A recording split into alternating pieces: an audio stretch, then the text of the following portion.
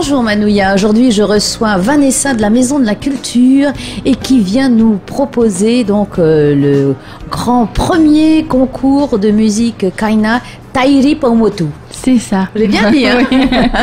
Oui, donc en partenariat avec le conservatoire, donc on prépare ce premier concours de Tairi Paumotu qui aura lieu le 6 mai à 18h sur le Pepe Ahiro.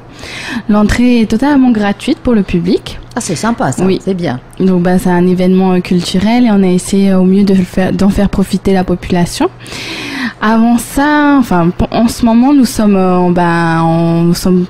je suis là principalement pour les inscriptions en fait qui se clôtureront le 27 avril parce qu'on souhaite qu'un maximum de 20 groupes passent ce concours. Donc des groupes de 4 à 5 personnes qui viendront s'exprimer sur scène et qui vont nous faire des prestations de Tairi Paumotu. Et il faut avoir quelque chose de spécial, il faut être plusieurs, un groupe de... Donc il faut être... des critères. Oui, bien sûr. Alors il faut déjà être majeur. Ensuite, il faut qu'il soit 5 personnes maximum et pas moins de 4 personnes. Ensuite... entre 4 et 5. Voilà, entre 4 et 5. Oui, voilà. Et donc... 4 et demi. Non, 4 ou 5. Voilà, et donc il faut être majeur, être entre 4 et 5 personnes. Et il faut forcément pouvoir jouer 3 rythmes différents de Tairi Paumotu. Ça passe alors par le patauto ou la samba, le foxtrot. Ils ont 3 rythmes obligatoirement à faire, mais au choix. Et ils seront jugés par 4 membres du jury, experts dans le monde de la musique. On les connaît déjà? Oui, il y a Antoine Arakino. Il y aura également Maxime Hawata. Il y aura aussi Fidler Valenta qui est professeur au conservatoire. Et on hésite encore quand même sur la 4e personne. Non, donc, je suis prise. Peut-être que ça sera Petio qui est bien connu également dans le monde de la musique Kaina.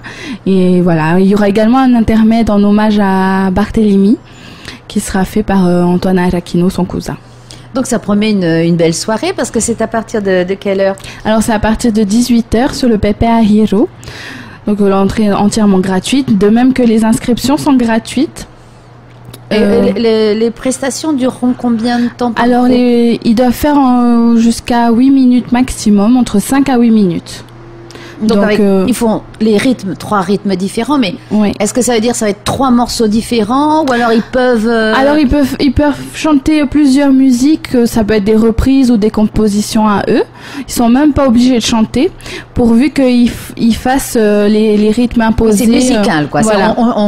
On s'occupe pas des chanteurs. Bon, il vaut mieux qu'ils chantent correctement, bien sûr. Bien sûr. Il faut pas que ça gâche la musique. Mais bon, ça sera pas l'un des critères de notation. Ce sera vraiment la frappe et les rythmes qui seront notés. Donc 8 minutes entre 4 et 5 musiciens. C'est ça.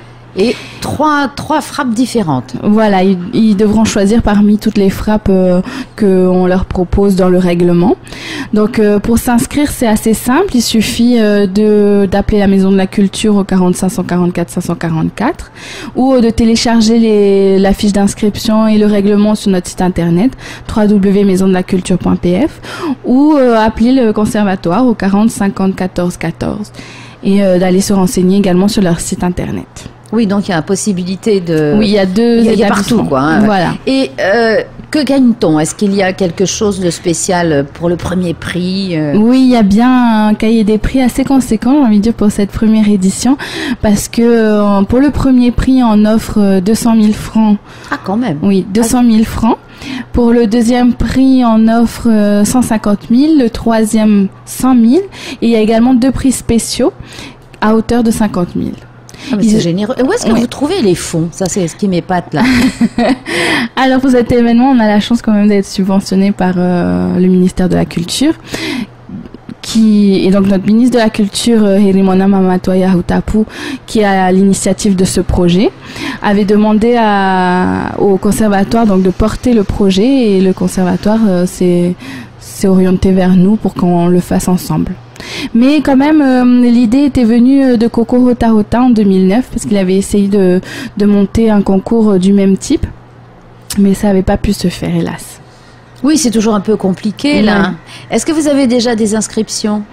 Alors, on est très pauvre en inscription parce que je pense que les modalités d'inscription sont un peu compliquées.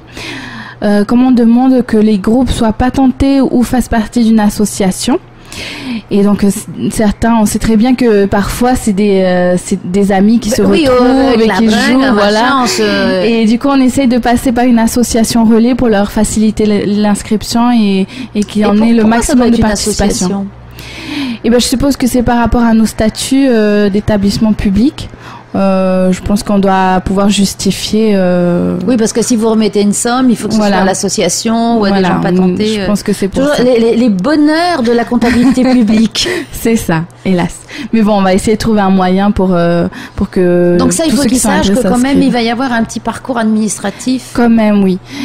Jusqu'à ce qu'on puisse faciliter les choses en trouvant une association relais. Et on est en train de chercher un moyen et je pense qu'on va arriver à trouver des facilités.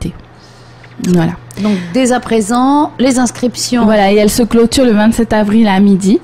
Donc on invite même les amateurs ou tous ceux qui sont juste fans de musique Kaina à venir s'inscrire. Et donc c'est pour quel jour le concours? Alors c'est le 6 mai à 18h. Vous pouvez repousser un peu quand même. Bah, si on n'a vraiment pas d'inscrits, je pense qu'on fera des exceptions. Oui, voilà, mais voilà, je leur fais un mot, hein. Mais oui, parce que c'est important, peut-être que le message, il y en a peut-être qui vont effectivement reculer dans la mesure où ils disent oh là là. Ben, je pense que papier, ça peut faire en sorte que certains se désistent à cause de toutes ces démarches administratives. Mais bon, on essaye de trouver un moyen pour que tout le monde puisse venir et je pense que le ministre de la Culture a voulu au travers de ce concours valoriser cette frappe particulière qui est propre à la Polynésie. Oui. Et malheureusement, c'est une frappe, le taïl pomotu, c'est un savoir-faire ancestral évidemment, mais ça se perd petit à petit et à travers ce genre de concours, on essaye de les remettre en place et d'inviter aussi la jeunesse à venir participer et à faire en sorte de pérenniser notre patrimoine culturel. Eh bien, merci Vanessa, tout cela a été fort bien dit. À bientôt. Merci Martine.